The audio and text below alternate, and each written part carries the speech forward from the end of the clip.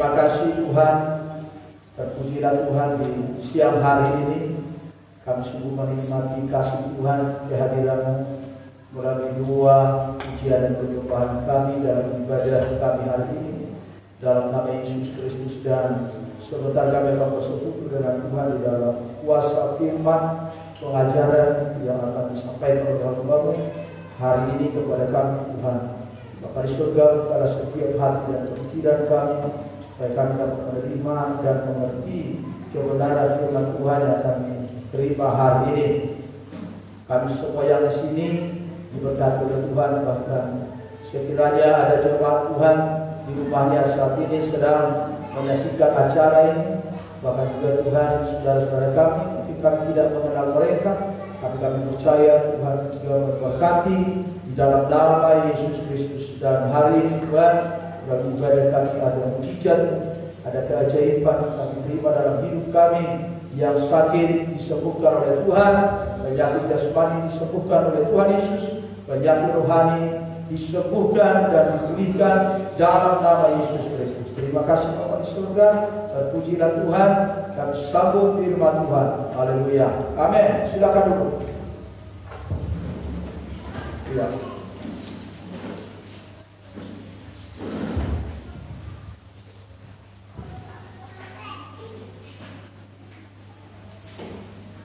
Ya, silakan duduk dan tenang, kita persiapkan kita untuk menerima firman Tuhan. Puji Tuhan. Haleluya. Puji Tuhan. Haleluya. Haleluya. Iya, terima kasih buat kehadiran kita semua. Dan mungkin ada jemaat Tuhan yang saat ini sedang menyaksikan acara ini, bahkan ya saudara-saudara kita diberkati oleh Tuhan. Dan juga selamat datang ada saudara kita, ya selamat datang ya. Dia satu kerja saudara kita dulu, dia suku Nias ya, ya suku Nias, tapi mamanya itu orang Batak juga, karena wajahnya ada wajah Batak. Ya, jadi dia bukan ya Batak Nias. Puji Tuhan, Tuhan semua berkati, sedang bergabung dan nanti dikembangkan saja musiknya, ya bersama-sama melayani Tuhan. Dan saudara-saudara Tuhan, hari ini kita akan melanjutkan firman Tuhan. Minggu yang lalu rahasia yang pertama sudah saya sampaikan kepada kita.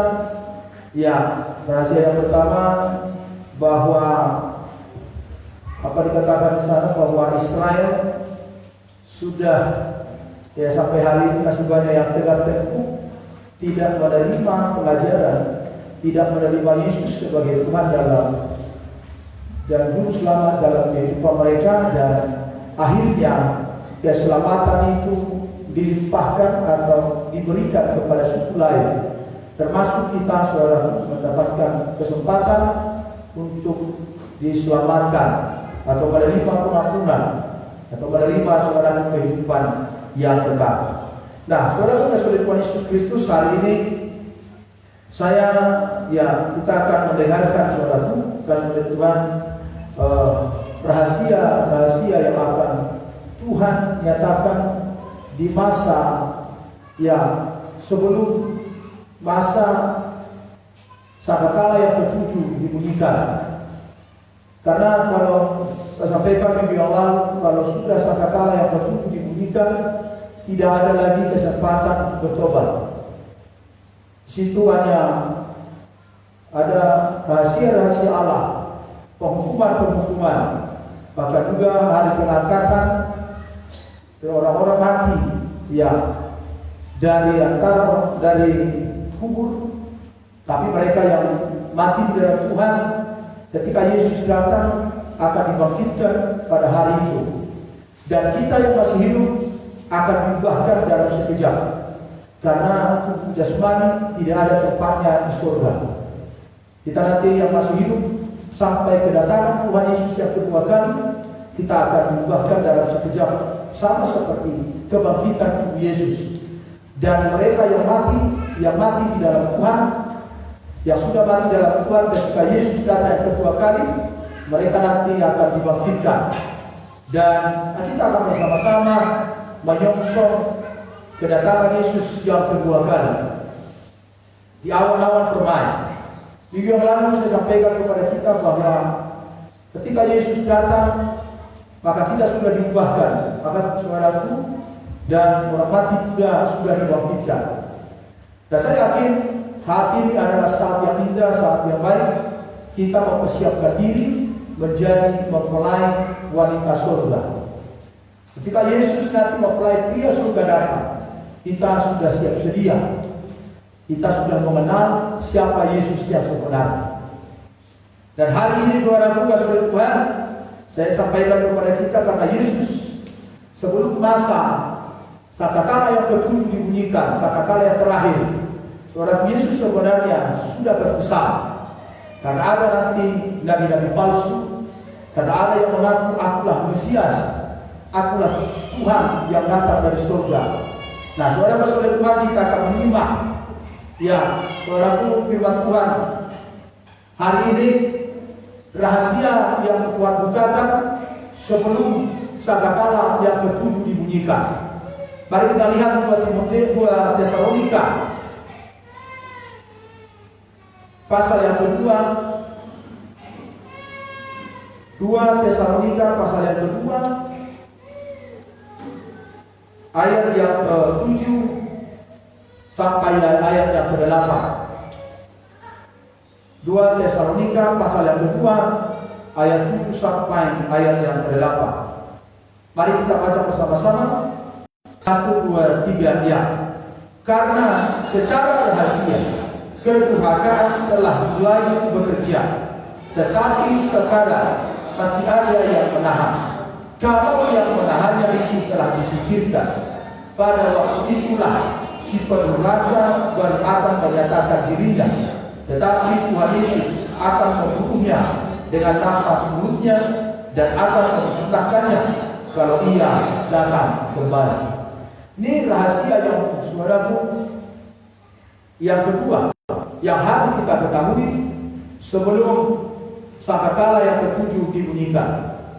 Karena di dalam sangkakala yang ketujuh nanti disitulah kedatangan Tuhan Yesus yang kedua kali. Ya, disitulah nanti saudaraku waktunya telah tiba kedatangan Yesus yang kedua kali. Tetapi sebelum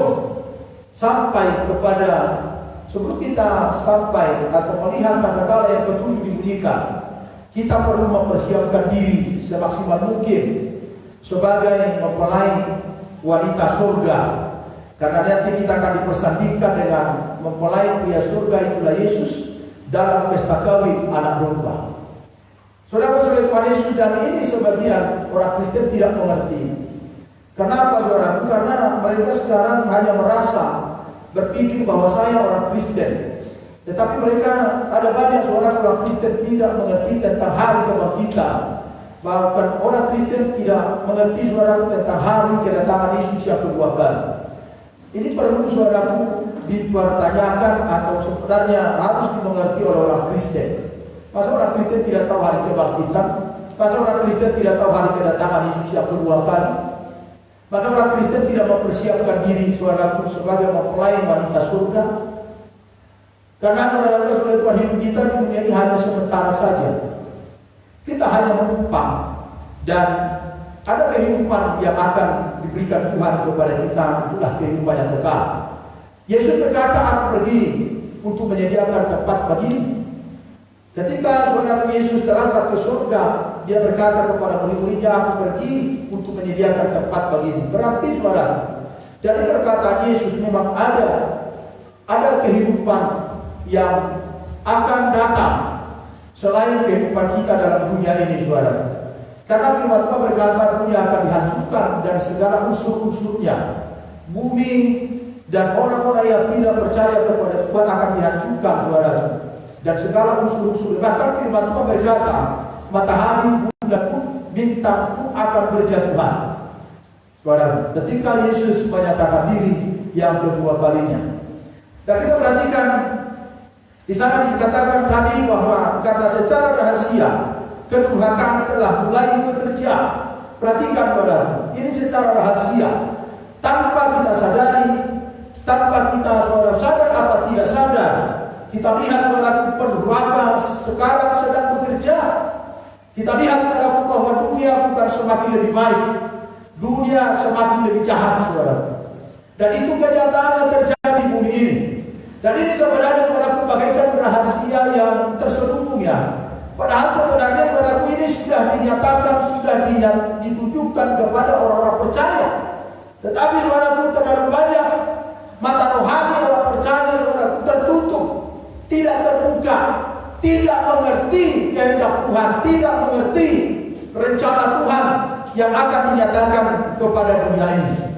Kita perhatikan saudaraku kepada Tuhan, lihat misalnya karena secara rahasia kedurhakaan telah mulai bekerja, tetapi sekarang masih ada yang menahan. Kalau yang menahannya itu telah disingkirkan, pada waktu itulah si pendurhaka baru akan menyatakan dirinya, tetapi Tuhan Yesus akan membunuhnya dengan napas mulutnya. Perhatikan saudara. Dan satu kali saudara, sebenarnya ini sudah berjalan. Pendurhakaan ini saudaraku sudah berjalan dan sudah ada di tengah-tengah dunia. Tapi nanti kita lihat menurut ayat firman ini akan ada puncaknya. Akan ada puncaknya saudaraku, pendurhaka akan datang. Akan ada puncaknya saudara. Sekarang saudaraku masih ada firman Tuhan berkata masih ada yang menahannya. Masih ada yang menahan saudaraku. Saya yakin kuasa Tuhan yang menahan itu. Tetapi tiba masanya nanti saudaraku dunia akan berlalu. Maka saudaraku si pendurhaka akan dibebaskan. Nanti dalam kitab Wahyu saudaraku rantainya dibuka. Karena selama ini dia dirantai saudaraku.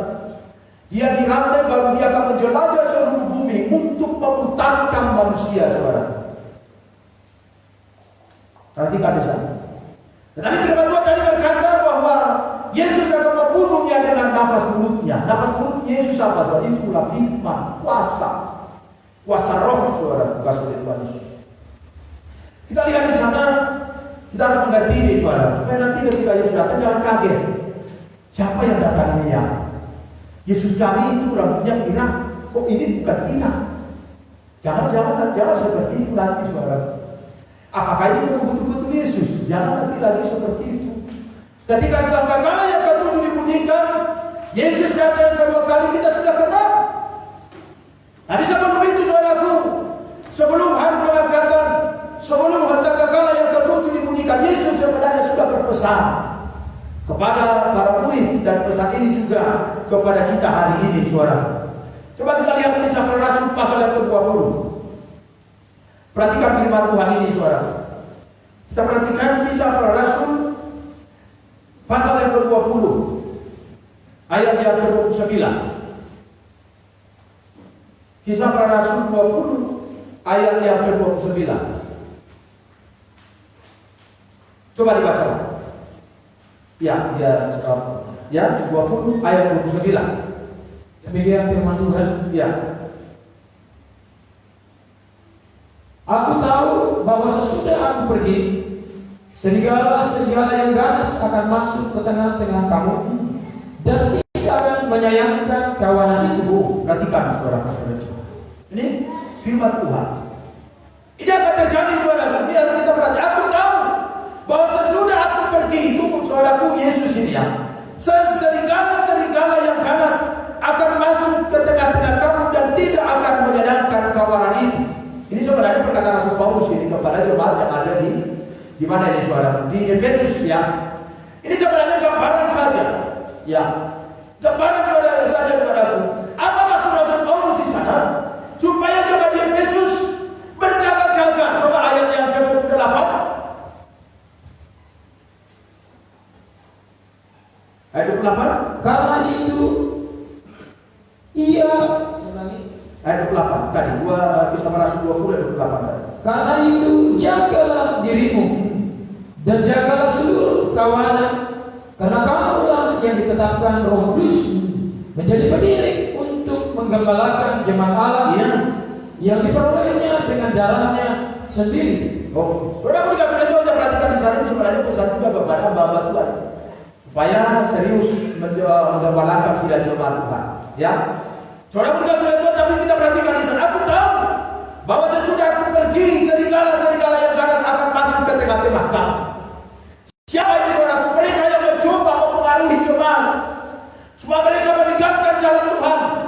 Ini yang terjadi saudaraku sebelum sangkakala yang ketujuh dibunyikan.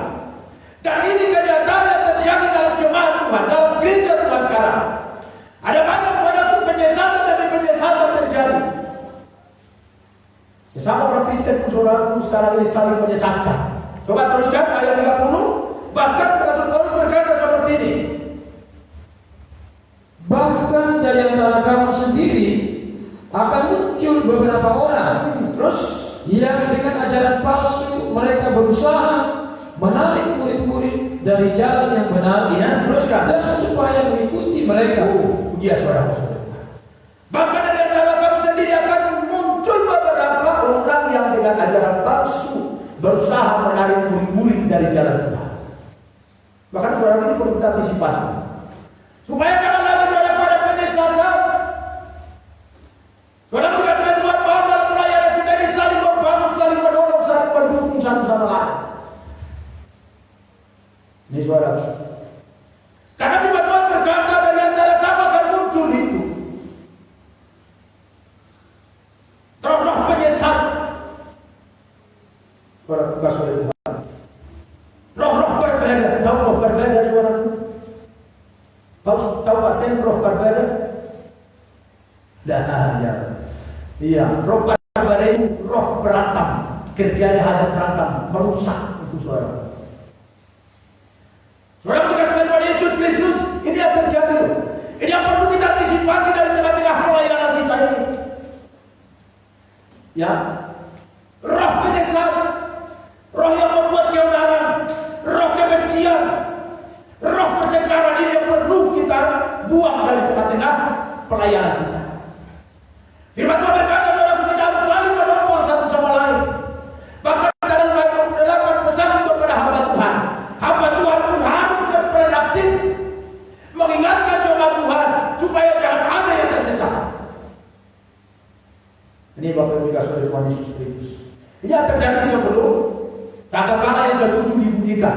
Berarti ini adalah kesempatan yang sangat bagus untuk memperbaiki ibadah kita masing-masing di hadapan Tuhan. Karena ketika sangkakala yang ketujuh dibunyikan, tidak ada lagi waktu untuk memperbaiki diri. Sama seperti yang minggu yang lalu saya sampaikan kepada kita, persis seperti orang yang sudah mati. Firman Tuhan berkata, kalau sudah mati tidak ada lagi kesempatan untuk bertobat. Justru ketika kita masih hidup sekarang, ini adalah kesempatan yang sangat baik untuk memperbaiki diri, beribadah kepada Tuhan. Karena ketika sudah meninggal kepada kita, ada lagi waktu untuk bertobat. Makanya saudara oleh Tuhan, nanti kita akan dihakimi menurut ketika Yesus datang sebagai hakim dalam dunia.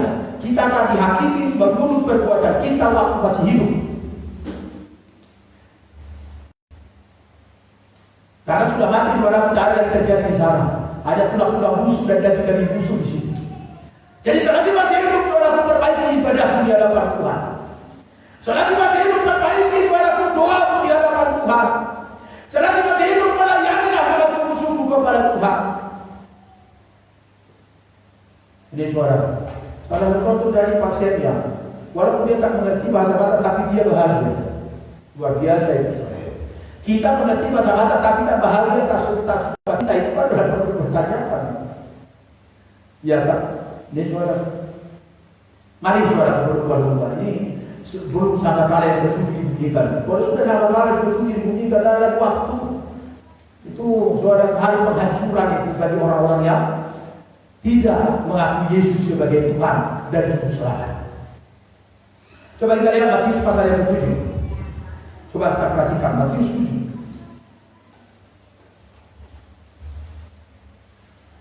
Matius 7 ayat 15. Hari ini sebenarnya saya banyak bersiapkan firman Tuhan kepada kita.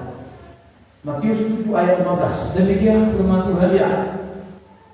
Waspadalah terhadap nabi-nabi palsu yang datang kepadamu dengan menyamar seperti domba. Ya, terus. Tetapi sesungguhnya mereka adalah serigala yang buas. Perhatikan. Ini yang perlu kita antisipasi. Sebelum sangkakala yang ke-7 ini dibunyikan saudara. Tadi apa dikatakan Rasul Paulus kepada jemaat Efesus? Serigala-serigala yang buas. Saya pernah tonton saudara serigala itu dia bergerombol untuk menaklukkan mangsa. Serigala tidak sendiri. Dia bergerombol untuk menaklukkan mangsa. Jadi sekuat apapun mangsanya bisa saudara dihancurkan. Serigala. Ada firman Tuhan berkata, saudaraku, hati-hatilah terhadap serigala yang buas ini gambarannya. Serigala ini saudaraku melambangkan nabi-nabi palsu. Tadi roh, saudaraku, roh pertikaian, roh percideraan. Ini saudara bukan dimiliki oleh roh-roh para nabi-nabi palsu tadi. Mencoba membuat keonaran di tengah-tengah pelayanan. Mencoba saudaraku membuat aturan-aturan duniawi di tengah-tengah pelayanan. Itu nabi palsu. Saudara, kita sekarang berjuang membuat aturan-aturan firman, aturan surga di dalam pelayanan kita ini. Walaupun kita hidup dalam dunia, saudaraku, tapi kita hidup seperti di surga. Artinya, saudaraku, perintah Allah, bukan perintah dunia. Dalam pendapat kita sampaikan, saudaraku, memang aku masih hidup dalam dunia, kata Rasul Paulus. Aku masih hidup dalam dunia, tetapi aku berjuang di dalam daging dan di dalam roh. Kadang suaraku daging kita ini lemah. Kadang suaraku daging kita lemah, tidak mampu mengalahkan suaraku roh-roh dunia ini. Tetapi Paulus berkata, rohku berjuang untuk mengalahkan kedagingan yang ada di dalam diriku. Coba bayangkan daging dan roh di dalam ini, dalam hidup kita ini, saudara. Dan daging dan roh sekarang sedang berjuang di dalam hidup kita ini. Bagaimana kita bisa mengalahkan kedagingan itu? Firman Tuhan, Roh Kudus, saudaraku. Kalau tidak ada Roh Kudus, bagaimana kita bisa mengalahkan kedagingan? Ini Bapak juga oleh Tuhan. Ini pun kita antisipasi. Karena dunia sekarang sangat, termasuk suara internet ini. Ini sebenarnya kalau menurut saya serigala yang buas. Internet. Serigala yang buas. Kenapa saya katakan serigala yang buas? Kadang suara gara-gara internet lupa waktu. Ya kan? Lupa segala. Ini gara-gara internet. Kalau sudah dulu ibu-ibu ya tidak tahu apa Facebookan sekarang, ya Facebookan dulu baru tidur. Jangan ibu semua bapak-bapak pun saudaraku sekarang ini sebenarnya kalau sudah bapak-bapak, janganlah apa saya lihat saudara ada bapak-bapak yang terlibat dalam game. Saya pun saudara sudah Tuhan, bagaimana saudara bapak-bapak main game? Ini loh serigala yang buas saudara. Perhatikan. Bahkan saudara dikasih oleh Tuhan sampai menghabiskan uang ratusan ribu loh. Jangankan ratusan ribu, jutaan. Tak sadar saudara Tuhan. Bisa-bisa kita ini mengisi kuota sampai 2 kali 1 minggu. Mungkin jangan sampai 2 kali, sampai sekali 1 hari kita mengisi kuota. Kalau tidak saudara, makanya saya katakan tadi rakus dia. Serigala yang rakus di internet ini. Kalau saya sekali 1 bulan yang isi kuota itu bukan tak habis. Saya biasanya isi cara apa itu 80.000. Dapatlah 17.3. Tak habis saya pakai. Kadang sudah habis waktunya masih sisa 5.3 lagi. Iya kan? Coba saudara. Kenapa saudara dikasih oleh Tuhan? Karena kita memakai hanya yang penting-penting saja. Halo? Sorbian? Puji Tuhan? Nah, berarti yang tidak menjawab dari sini lagi. Puji Tuhan? Ya. Berarti masih di sini. Suara pasien paling banyak, paling kuat. Iya. Betul loh. Ini serigala yang buas. Ya kan? Makanya dalam internet itu beberapa kali saya sampaikan kepada kita. Itu bumi. Di garis ini itu lambangnya itu bumi dan ada di sana binatang purba ya. Binatang purba itu apa sama dengan serigala? Binatang purba ekor purba itu berjumpa dengan mulutnya. Itu di garis ini lambang bumi itu lambang internet. Rupanya saudara dalam kitab Kidung Agung, coba lihat kita ulangi saja, ulangi kita ini. Coba dalam Kidung Agung supaya kita mengerti ini internet ini loh. Supaya saya nanti jangan hanya mengatakan saja gitu ya. Dan memang ini sudah dibuatkan firman Tuhan. Coba ayatnya terima. Hidup aku pasal 2. Demikian firman Tuhan. Iya. Tangkaplah bagi kami rubah-rubah itu. Rubah-rubah yang kecil yang merusak kebun anggur. Ya. Kebun-kebun anggur kami yang sedang berbunga. Oh, sampai situ. Perhatikan saudara. Saya baca sejarah ayat ini saudaraku. Latar belakang ayat ini.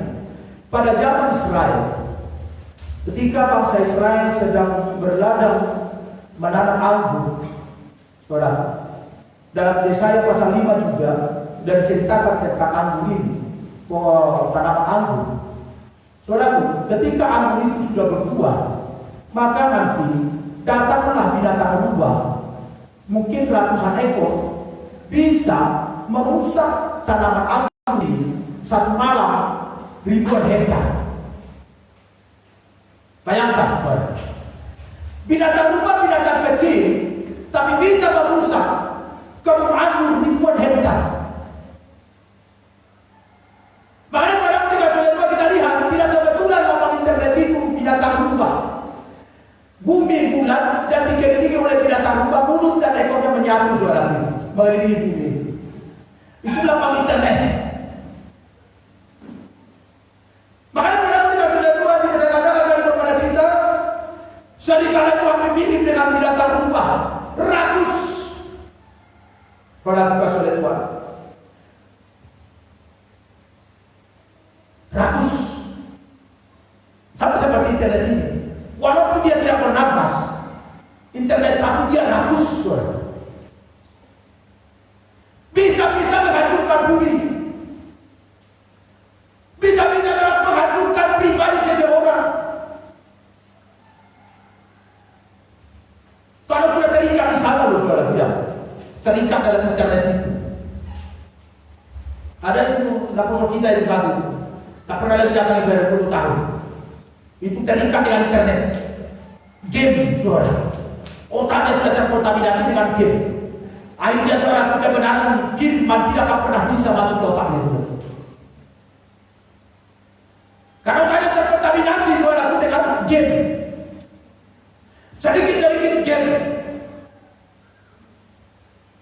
Jangankan dia saudara kita pun, kalau kita tidak pegang handphone 5 menit saja mungkin sudah kita saudara sudah kedatangan cari-cari kemana cari di situ.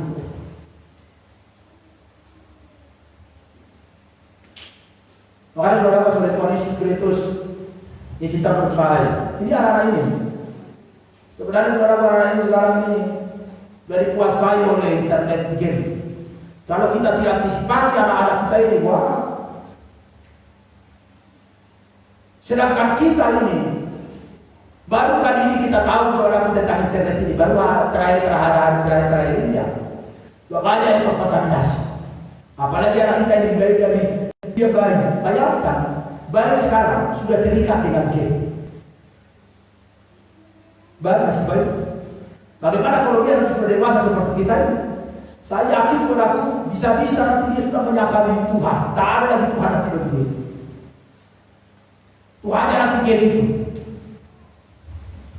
Makanya kalau kita antisipasi, perlu kita ajarkan kepada anak kita firman. Ajarkan dia tentang firman Tuhan kebenaran. Alihkan perhatian dia kalau sedikit pun dari handphone itu.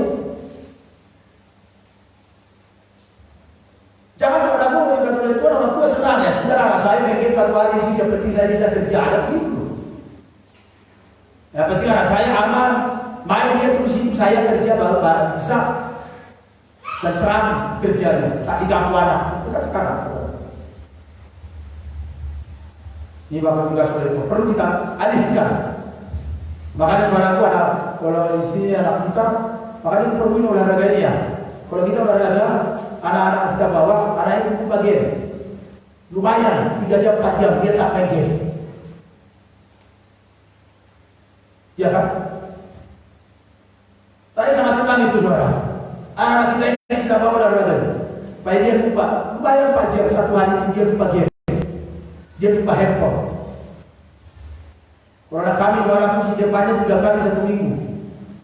Dia latihan badminton itu mulai jam 3 sampai jam 7, kalau jam 10 sampai jam 8 dia main sana. Sekuat tenaganya main saudara. Udah 4 jam lupa dia handphone. Kalau di rumah terus ya game. Kadang baca, depannya ambil dulu air minum. Saya sengaja saudara, ambil dari minum bapak, sendokkan dulu kasih bapak, sapu dulu rumah, ya kan? Saudara bukan saudara buat untuk mengalihkan perhatian dari situ. Saudara bukan saudara bisa dikala yang rakus. Ya, bapak-bapak pun saudara hati-hati. Kadang saudara buat kita harus ada mengisi kuota. Kalau kita beli buah, kita beli vitamin, saudara kita makan sehat. Kita mengisi kuota, hanya game, sakit, penyakit yang datang. Hargailah, saudara. Makanya kalau saya bilang sama, sudahlah, coba ini sangat membantu ini sebenarnya wifi ini. Wifi kan 100 ribu sudah kita pakai 1 bulan pun 100 ribu. Suara. Tapi coba dulu kita mengisi kuota. Di rumah kita masing-masing ada 4 handphone. Sekali isi kuota kita boleh 50 ribu. 200 ribu itu. Tidak cukup itu saudaraku. Makanya perlu kita antisipasi segala sesuatu. Termasuk itu saudara. Kita harus antisipasi nabi-nabi palsu melalui saudara internet. Dan itu juga bisa dipergunakan. Karena sekarang saudaraku, cara game-game itu begitu canggih. Sangat canggih betul. Halo, masih di sini? Puji Tuhan. Ini perlu saya sampaikan. Sebenarnya kalau saya saya tak mau tahu ya udah biar aja sih. Apa diingatkan? Tapi hati saya tak tahan. Harus diingatkan, saudara. Minggu Kamis yang lalu saya sampaikan ya kepada kita harus bijak ya. Coba Pak Haji saya Pak pribadi. Kita bijak loh saudara. Di tengah-tengah dunia sekarang mengantisipasi segala sesuatu ini. Ini perhatikan baik-baik. Coba. Ya, saya 25 ayat 1. Demikian firman Tuhan. Ya. Ayo, hai semua orang yang haus, marilah dan minumlah air. Dan hai orang yang tidak mempunyai uang, Ya, terus marilah, terimalah gaji tanpa uang pembeli, ya. dan makanlah juga anggur dan susu tanpa bayaran. Terus ayat 2. Mengapakah kamu belanjakan uang untuk sesuatu yang bukan roti, Ya. dan upah jerih payahmu untuk sesuatu yang tidak mengenyangkan? Terus Dengarkanlah aku, maka kamu akan memakan yang baik, terus dan kamu akan menikmati sajian yang paling lezat. justru kan hidup kita sekarang kan di sini kan. Kalau kita tidak sadar saudara hidup kita di sini. Banyak orang Kristen sekarang di sini terlibat ini. Ini saudara. Ayat firman ini. Ini sudah diingatkan kita. Mengapa kamu belanjakan uang untuk sesuatu yang bukan roti? Artinya pada kita membelanjakan uang kita kepada yang tidak perlu.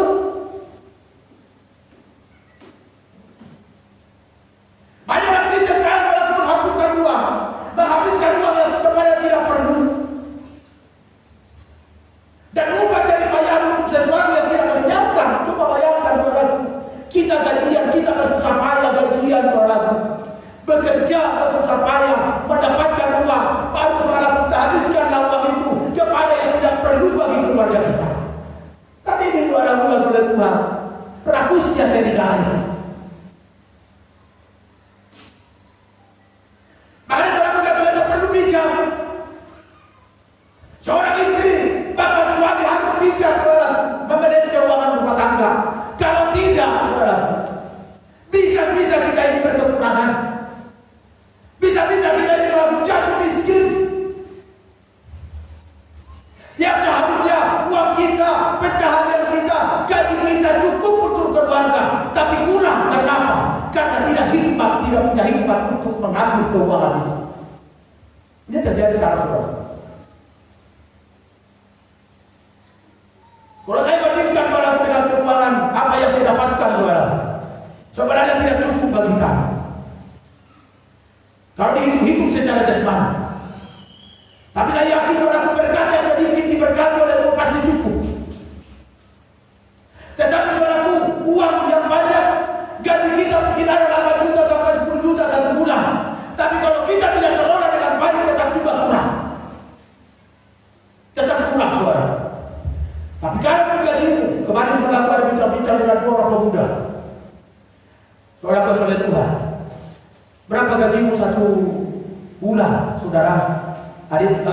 lain saya bilang seperti ini. Dia bilang gaji saya 5 juta 1 bulan. Baru saya tanya, wah, udah mantap lah itu. Gak bisa lah mendapat 500 ribu. Wajib mana lah Pak. Akhir bulan saya sudah apa katanya? Udah pok. Sudah harus pinjam 5 juta gaji. Masih datang. Baru saya tanya berapa bungkus rokokku 1 hari? 2 bungkus.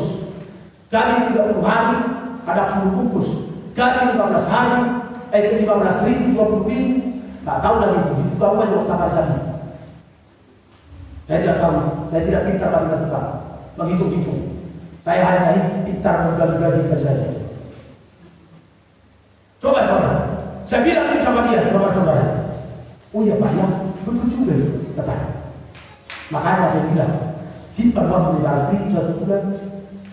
Nanti kamu habis kontrak ada simpanan. Coba dulu kalau kamu nanti habis kontrak 1 tahun ini, tak ada simpanan mau kemana? Pulang kampung, saudara. Bijak. Puji Tuhan. Soalnya mas, orang perhatian, boleh perhatian, boleh mas. Puji Tuhan. Iya. Kita sehat. Sehat jasmani, sehat. Ya Pak. Coba saudara. Saya tanya lagi sama orang tadi, berapa gajinya? Ya itu Pak, kadang pasar ternak, kadang 2 juta. Bagus juga, luar biasa itu. Baru saya bilang sama mereka, gaji itu saja hanya setengah itu saya bilang. Saya belum punya istri, saya punya anak. Tapi cukup bagi kami. Kok bisa katanya? Bisa. Karena saya mempergunakan uang untuk yang benar. Tapi jangan-jangan nanti juga ada kalau kita beli baju ya apa begitu ya. Ya puji Tuhan lah kalau kita masih beli baju sampai hari ini, bisa beli baju, bisa beli sepatu, ya puji Tuhan. Ini saudara, maksud saya di sana, jangan beli barang yang belum perlu. Handphone masih ada, tapi kepingin mau beli handphone lagi satu lagi. Kan ini yang kurang asalnya. Ya kan? Kan itu saudara. Baru seperti tadi, saya isi kuota itu sekali 1 bulan. Coba kalau saya isi kuota sampai 5 kali 1 bulan, apa tak tunggu? Apalagi mau saya makan 100 ribu sekali isi, 500 ribu, coba bayangkan. 400 ribu udah bisa beli beras cukup untuk keluarga, kan begitu ya? Ya kan? Walaupun kita mungkin dipilasi oleh pagi, tidak apa-apa lah, yang penting cukup bagi keluarga. Ya kan? Ini suara baru saudaraku, kalau jadi akan contoh kedua, kalau saya dengan keluarga, istri dan saya 5 sampai sempat saya makan di warung 5 kali 1 bulan, udah habis saya, tunggu saya. Kalau kami makan di warung ber-5, dah cukup berendam sama semua, tak cukup 100 ribu, habis 150 ribu. Kalau 5 kali makan, udah habis 700 ribu, tunggulah. Akhirnya datanglah si Sion, ayo bapak makan di luar. Oke silakan, saya donasi, mari makan di bawah lantai pohon nangka. Itu kan makan di luar juga. Oh bukan itu Pak, maksud saya kata. Maksud apa? Makan sate Pak di sini, di depan ini. Pintar juga kan? Ya kan? Jadi kalau ada anak kita, ayo bapak makan di luar. Oke, mari. Saya donasi dari dapur, bawa keluar di bawah pohon nangka. Kan makan di luar juga. Mana dia enak juga. Iya, untuk mengantisipasi. Kalau sempat dimakan di luar, baru udah habis lah. Jangan kita tiru kalau orang lain kalau dapat makan tiap hari di luar ya kalau gaji besar juga ya, karena dari situ. Tidak ada urusan kita dengan ini. Kita dia sendiri yang kita perlu pikirkan. Ya kan? Ini juga. Tapi bukan berarti kita salah makan di luar. Makanlah kalau baru gajian, makan di luar itu sekali-sekali. Tidak apa-apa. Tapi kalau sampai 5 kali 1 minggu, 5 kali 1 bulan sudah habis kan. Awal bulan sudah mulai kita kecil. Ya kan? Lihat sudah apa yang berkurang. Coba saudara. Karena uang itu memaksa kita untuk ada uang sebentar dipaksa kita saudara untuk membelajarkan. Makanya kalau tidak ada hikmah kita belajar kepada tidak penting. Tapi kalau Tuhan berikan kita hikmat, kita miliki hikmat, maka kita akan tahu mengatur itu, saudara. Haleluya. Ini pesan saja kepada kita. Ini perlu ya. Ini seringkali puas, saudara. Ini gambaran seringkali puas di akhir zaman. Kalau kita tidak tahu, saudara, mengantisipasi ini juga termasuk, saudara, seringkali menghancurkan iman percaya kita. Makanya banyak orang, saudara, nggak seperti Tuhan. Akhirnya gara-gara tidak ada uang, sebenarnya cukup uangnya, cukup gajinya, tapi kurang karena salah gunakan. Akhirnya menipu. Banyak, saudara. Banyak, saudara.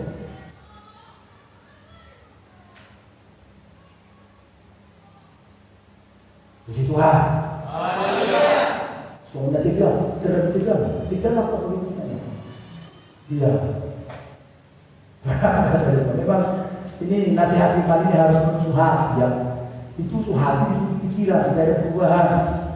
Jadi kalau ada di sini bapak-bapak yang masih main game, berhenti hari.